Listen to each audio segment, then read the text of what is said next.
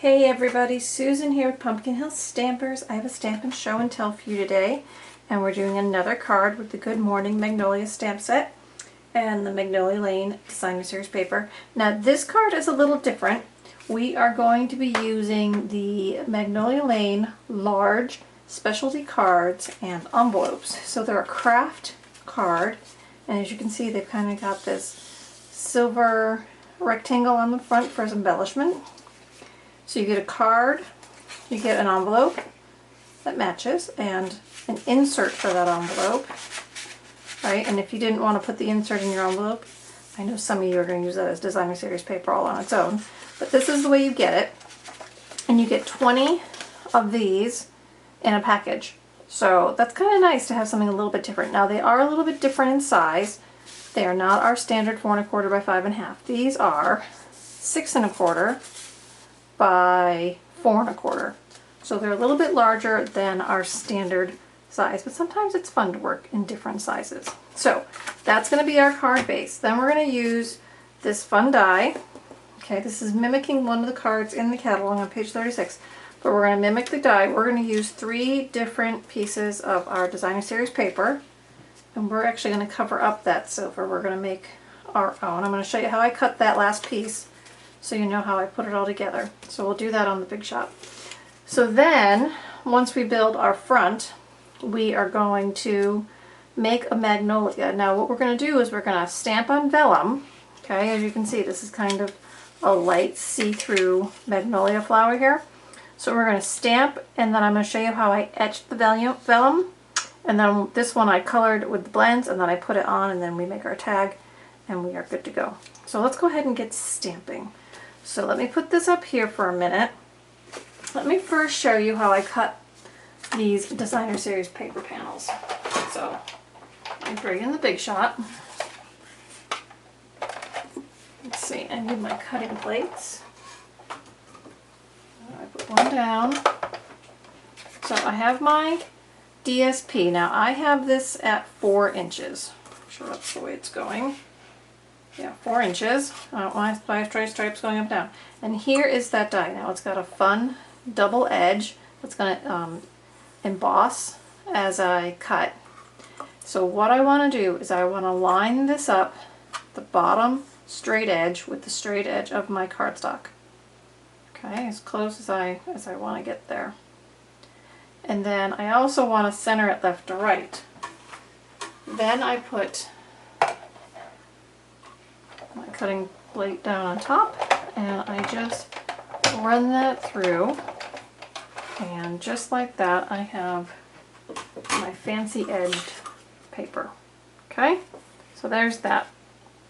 Now we're going to need 2 ovals for our tag.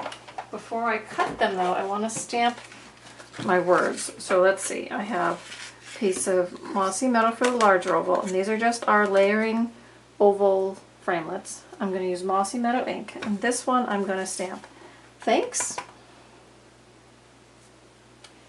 and then I'm going to stamp enjoy today.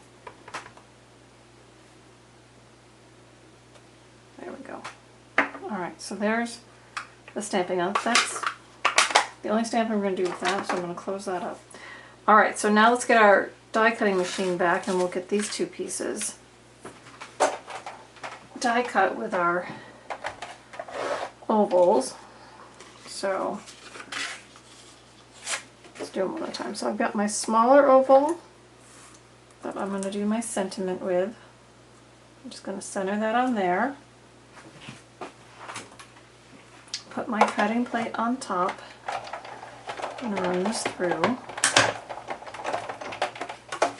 Okay, and then some of you might be saying, why is she cutting an oval out of that giant piece of cardstock? Use some scrap. Well, normally I would, but I didn't have any small scrap. So what I decided to do was cut a 1/4 piece of my colored cardstock, and I'm going to steal it out of the middle. Now what that's going to allow me to do is use this piece as a mounting piece on another card or another project. So you kind of have to decide, what are you making, what do you want left for your scrap? But I know that oftentimes I will cover up my cardstock with paper or an embellishment, and so having a piece out of the middle isn't a big deal. So I'm just going to go ahead and cut this one right out of the middle. And then I'll put aside the big rectangle to use it on another project. No worries. And we'll be ready to go. All right. So let's put the first part of our card together. Okay, here's the card again. So I'm going to start with the bottom piece of Designer Series paper and my snail. So I'm just going to put some snail on here. I'm going to put my first layer on.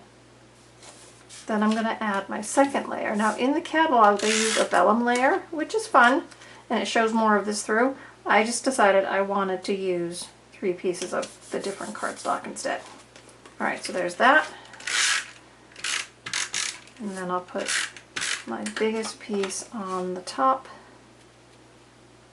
just like so.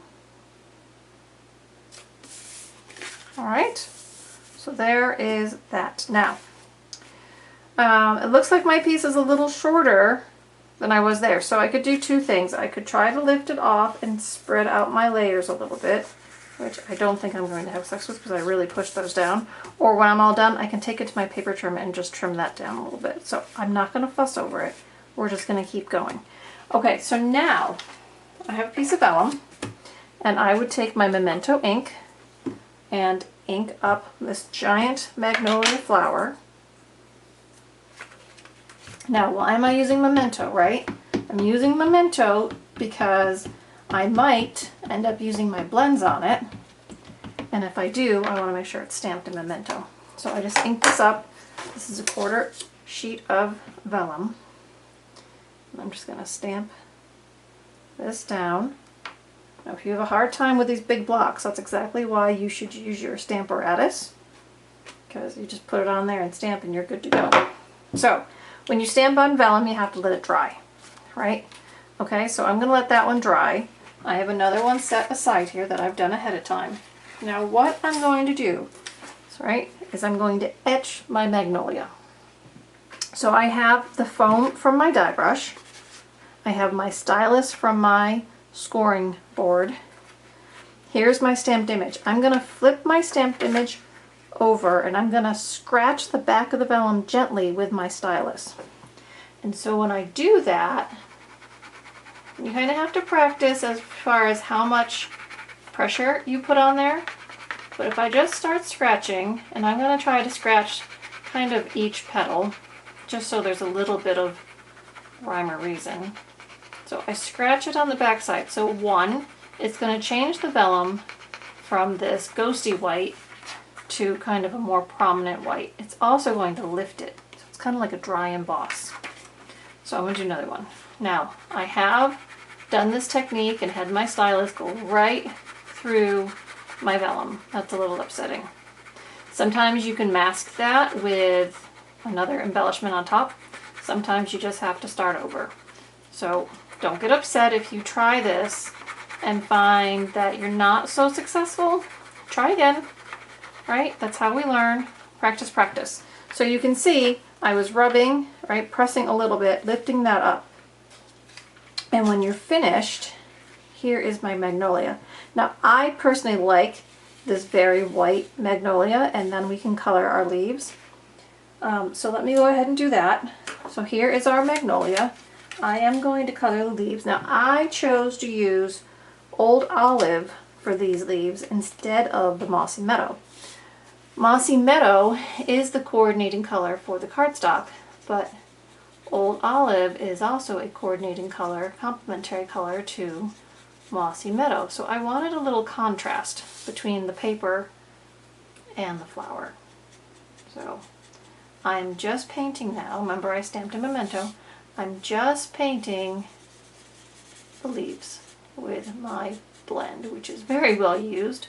This paintbrush tip is a tad bit mushy, but it's going to get the job done for me.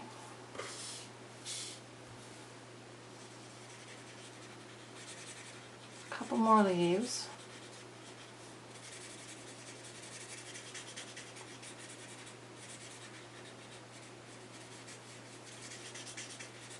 Okay, so there are my leaves. Now, if I was putting this on a dark card, all right, let's flip this over for a minute, I might want to leave my Magnolia white. It's my card, I can make it my way. It's your card, you can make it your way. There are no rules. But because I'm putting this on this other paper, I decided I kind of wanted it to have some of that pink color in there. So what I did is I have my petal pink marker, I believe this is the dark one, and I'm going to go now, even though I've etched it and it's all white and puffy, I'm going to add petal pink ink from my blend to the top. Now again, you don't want to push hard, you just want to shade it. So I'm just shading in those puffed out petals.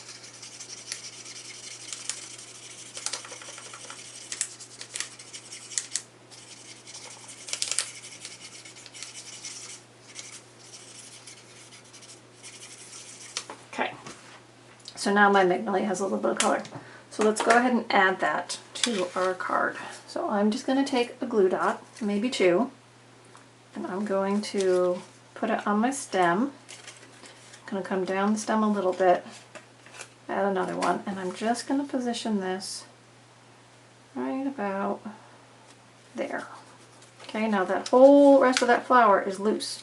If you want to adhere it more, you go right ahead. Add your more glue dots to it, it'll be fine.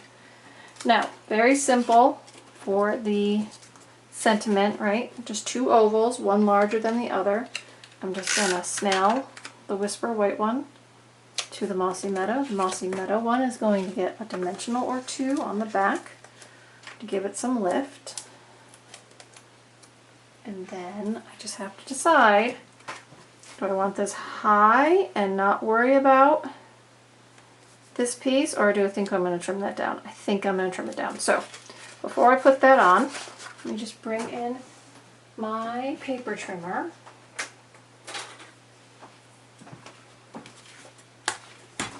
Now, did you notice I didn't panic when I had it in the wrong place? You just move on, right? It's crafts. It's supposed to be relaxing. You're supposed to enjoy it. So don't stress if it's not exactly where you want it. Just edit it to make yourself happy. Alright, so moving along. So I've trimmed that down a little bit. I'm going to go ahead and put my sentiment right there. And then I was so excited when I realized that the basic sequins have colors that coordinate so nicely with the colors in this designer series paper.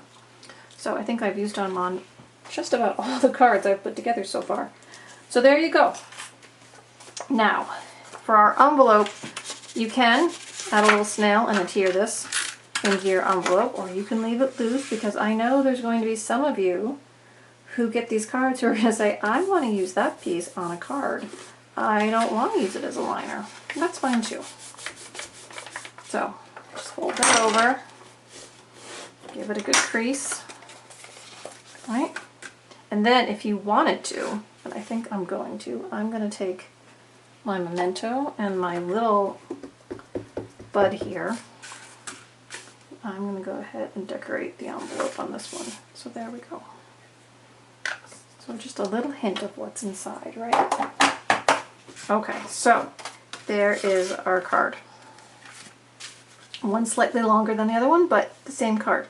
So I hope you enjoyed this little different technique with the vellum. It's fun to work with vellum from time to time and do different things with it. So if you enjoyed today, hop on over to the blog, get all the details you might need, and check out all the product I used. Secondly, subscribe to the blog so you don't miss all the other fun projects I share that don't have videos, so they're not always on YouTube. And lastly, this is the fifth card in my series for this month's class to go, or if you come and stamp with me, or I come to stamp with you, these cards we're going to be doing. So the PDF tutorials are available in the PDF library. If you're a VIP, you'll be getting these tutorials in your weekly email. And if you stamp with me at class or purchase the class online to be mailed to you, you will also get the tutorials via email, and you'll become a VIP stamper. So benefits all around. Alright everybody, I hope you're enjoying the Magnolia Suite as I work through it this month, and I'll see you again very soon. Bye-bye.